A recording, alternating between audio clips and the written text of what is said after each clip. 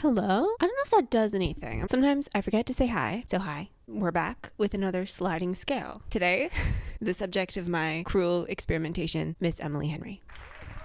Now, these make a lot of sense in my brain, and I hope they make sense in your brain, but this is my scale. I make the rules. I don't really care. Welcome to ranking Emily Henry's romance discography on a Sabrina Carpenter song scale of feralness. While Allie Hazelwood Pitbull came to me because I got bopped on the back of my head by my hydro flask, this one came to me in a dream. This is a scale of how feral the books make me specifically. And first things first, feral is a state of mind. Out of control. I'm crazy, but I'm free.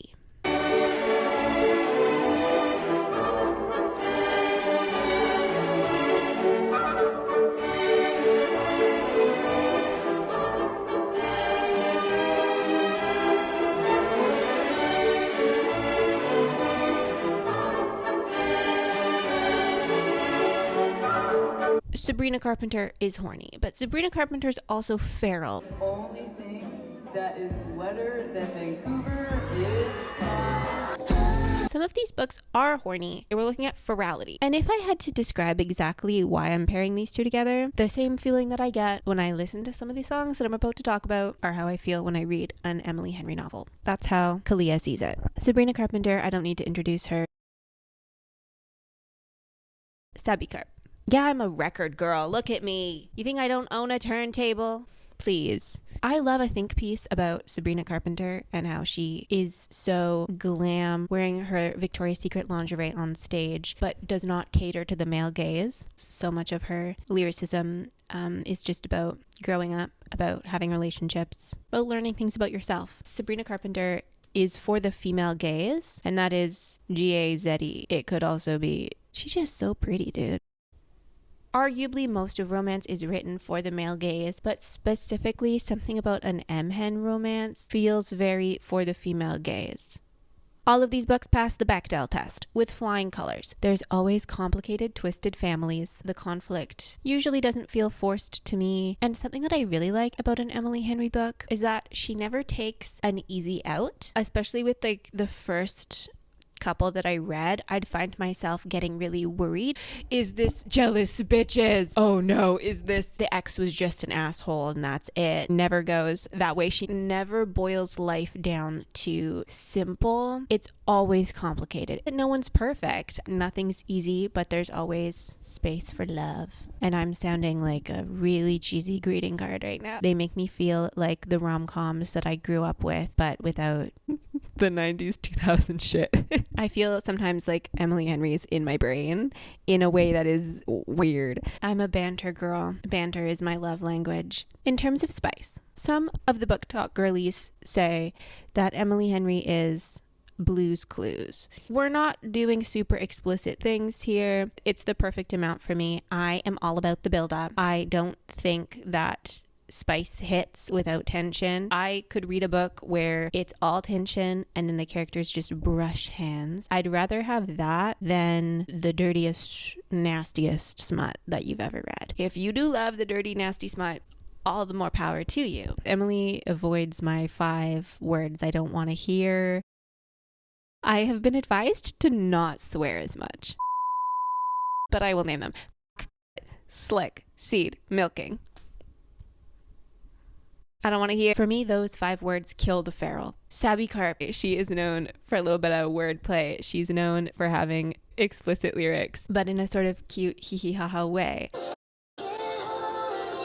For some, this might be an odd pairing. This makes perfect sense to me. We have 5 books, and I would like to reiterate something. This is not a numbered list. I like most of these books. This is my list. Let's go.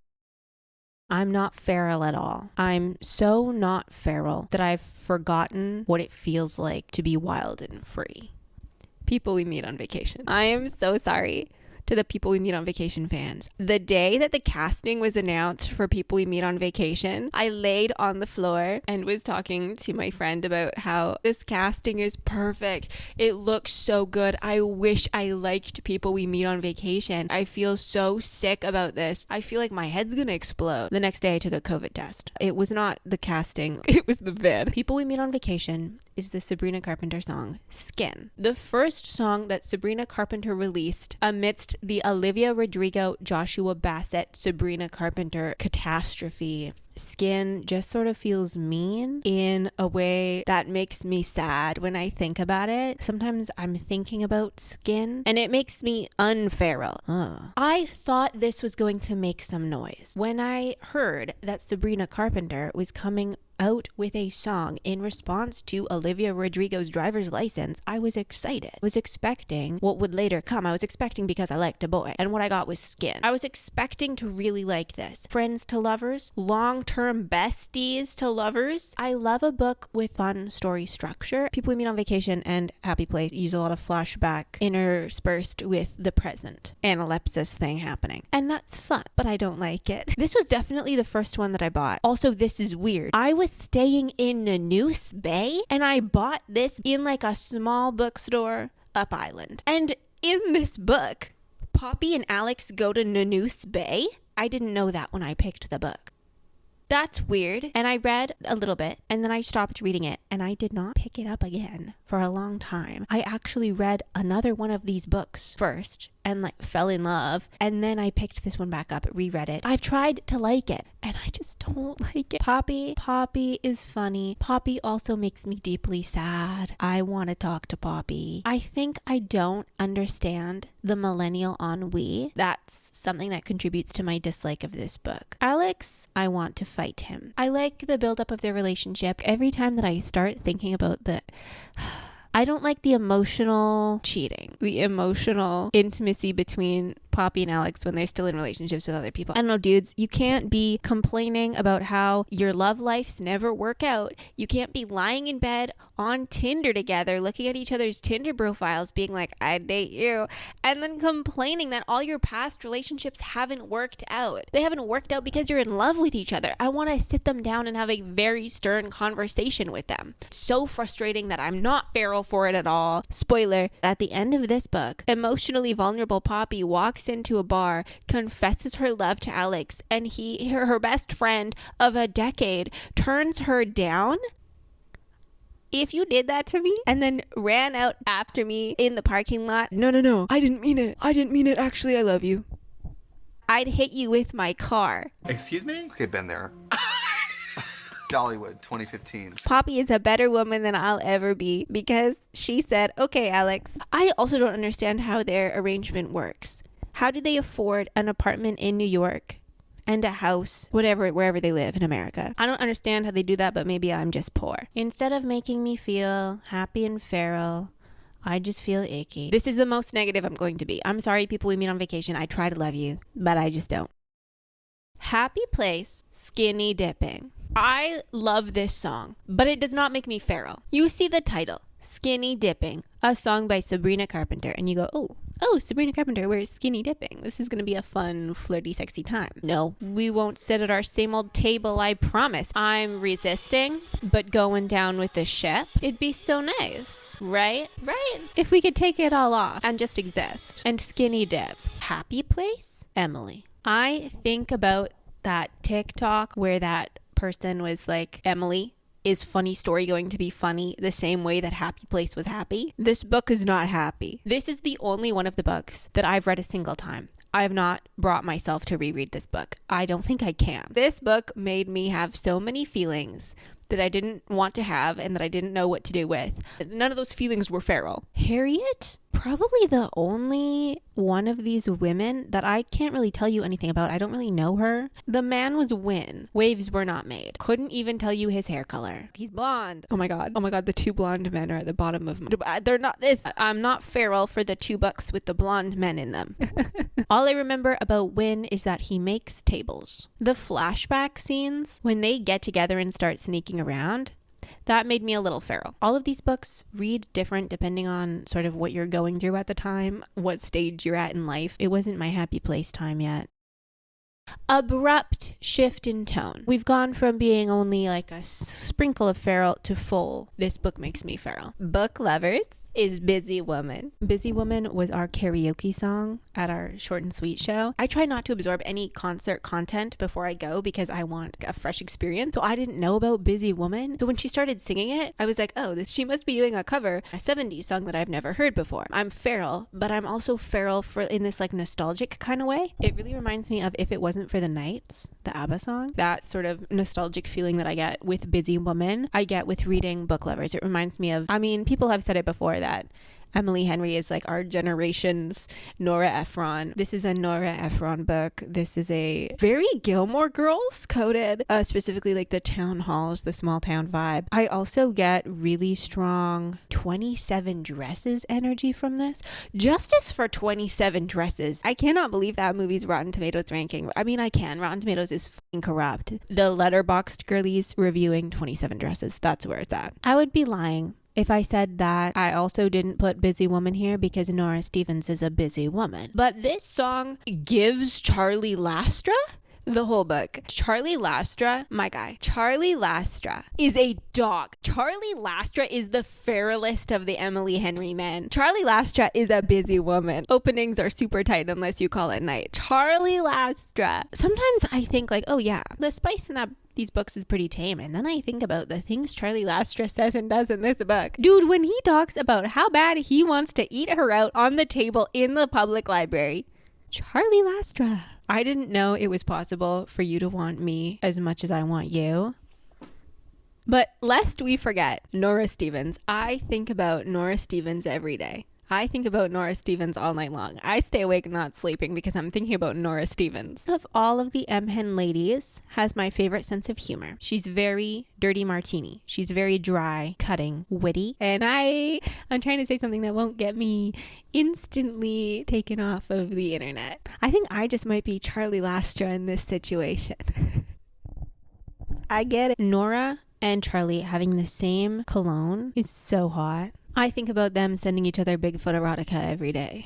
I love a we want to, but we can't. Obviously, all of these books have a plot that is not the romance plot, but the romance plot is bound up in that plot. Nora learning to do things for herself and not other people. That hit, but it didn't diminish the feralness. If anything, it made me more feral. Libby, Nora's sister. Libby, I am still mad at you, but like I still love you, and I think that was the intention. Next book.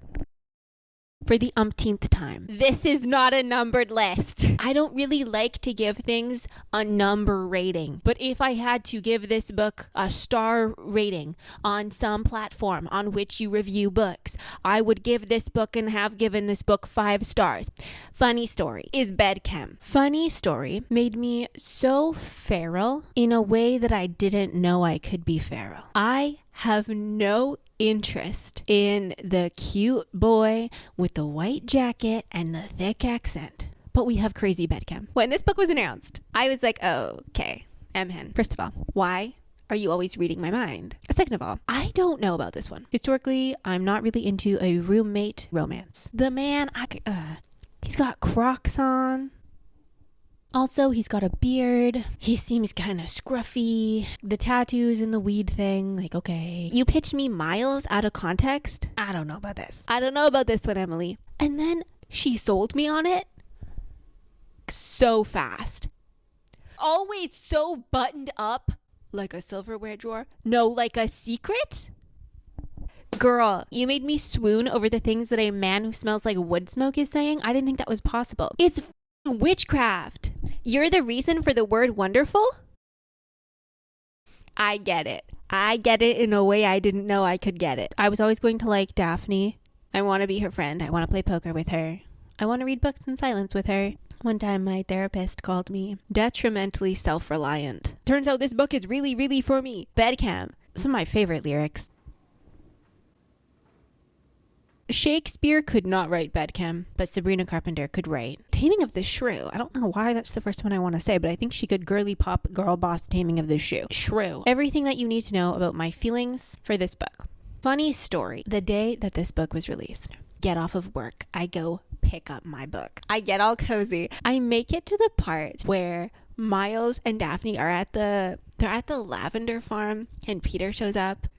And I started having heart palpitations. Not unusual for me. Just take some deep breaths and it'll go away. No, they kept going. They got worse. I made it to the senior prom part and then I had to put the book down for the night because the heart palpitations got so bad that I was concerned for my health. The romance was so good that it triggered my arrhythmia. This book literally made my heart skip. This book made me so feral that it messed up my heartbeat. Have you ever tried this one? Be Treated as Juno. Such a perfect pop song. I've never been this feral. I put on Juno and my whole day turns around. Suddenly, life is amazing. I'm so glad that I get to live in this world. Yeah, this is for me. Peak feral. If Beatreat isn't your Juno, that's okay. Beatreat is my Juno. This book, some of the things that I've written here, I don't think I should say on the internet. There are two wolves in me. One of those wolves loves a book about grief that tears your heart out and stomps all over it. The other wolf loves a book with flirty, snarky banter and scenes in which characters bang somewhere that's not their bed. Beatreat, my beloved, is both those wolves. The wolves have turned into one very feral wolf that might have rabies. January, they could never make me hate you. January has been accused of manic pixie dream girl tendencies. A lot of shirts with musicians on them. Sparkly shoes. Thigh-high boots. Rude. Leave me alone. January is very funny. I love that she's broken and sad, but also just so down bad. Don't do it, girl. Don't do it. I'm gonna do it. Damn it, I knew I shouldn't have done it. I looked Emily Henry dead in the eye and I said, Emily, you're not going to make me swoon over a man named Augustus Everett. I'm not going to kick my feet and giggle for a man named Gus. And then I promptly kicked my feet and giggled. I feel overwhelmed that you exist is the hardest line in fiction. Hardest. Goes so hard. The things this man says. You're so beautiful, you're like the sun. I do think there's a continuity issue. Gus is definitely the one who comes up with the bet. And then later on, when they're at the bar, he says, the bet was your idea? Okay, he said, I have an idea. You try writing bleak literary fiction, and I'll write a happily ever after. And whoever sells their book first, with a pen name if you prefer, wins. But the bet, I said, trying to work it out, the bet was your idea. And continuity issues bother me, but I don't even care. The other thing, the tent sex scene. Did you wash your hands? Then they just go into town, go to a restaurant and a bar and a bookstore. Did you wash your hands? Reminds me of Juno because I'm going feral for this song. And then I remember that it's called Juno because Juno's pregnant in the movie Juno. Juno, one of my favorite movies. It's in my top 4. But I don't think Juno the movie has Juno the song energy. Like the movie Juno is a horny movie. It doesn't have that sparkly horniness. Juno's not really about wanting your partner to impregnate you. And I think that's the disconnect for me. I think about it too hard and I'm like, that's weird. But then the logic brain is overpowered by the feral brain. Love the end of this book. I've never made it to the end of this book and not cried. Not the epilogue, but the nothing compares to you rain scene. Girl, for me, the best romances are love stories where the main characters also learn to love themselves and love the world in some way. I don't really have a thesis statement for this one. This one? Other than something that is really cheesy and corny. This is not meant to be, I'm gassing up Sabrina Carpenter and Emily Henry, but they both make me feel joy. As weird as that is to say about where art thou, why not uponeth me, that makes me really happy. And I think in times such as those we are in, it's really important to remember that joy exists.